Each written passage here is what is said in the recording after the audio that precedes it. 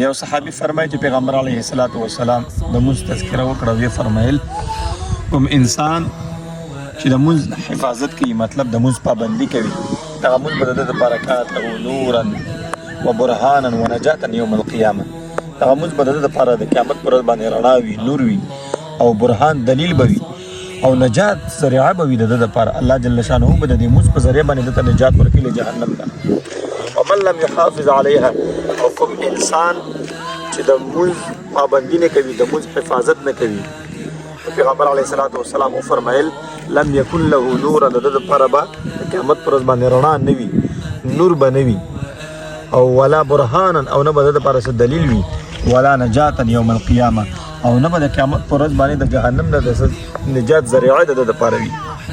او د دغه کس وکانه یوم القیامة مع قارون و فرعون و هامان و ابی بن خلف، انسان چې مونځ نه کوي الله جل شانه به د حشر دغه څلورو کافرانو سره کوي، یو فرعون دی، یو قارون دی، یو هامان دی، یو ابی بن خلف دی.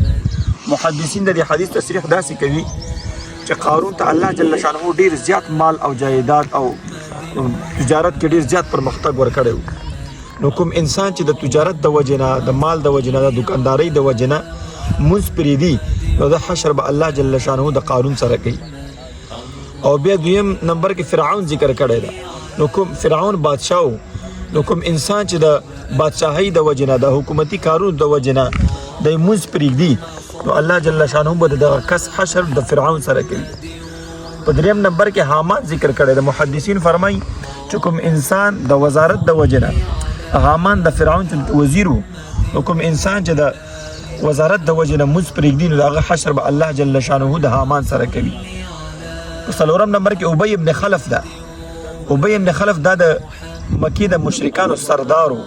نو کوم انسان چې د سردارۍ د وجې نه، د ملکۍ د وجې نه، د مشرتوب د وجې نه مونځ پرېږدي، جرګمار وي، د جرګو د وجې نه مونځ پرېږدي، مونځ قضا کوي، نو دغه انسان حشر به د قیامت پر باندې دغه ابی بن خلف د دې غټ مشرک سره دي. نو عزتمندو مسلمانانو ورونو، مونځ یو ډېره اهمه فریضه ده. په دې سره انسان الله جل شانه ته ډېر زیات نږدې کېږي او دغه مونځ د ده دپاره د جهنم نه د خلاصي ذریعه ګرځي. الله جل شانه دې موږ ټول مونځ ګزار جوړ کړي.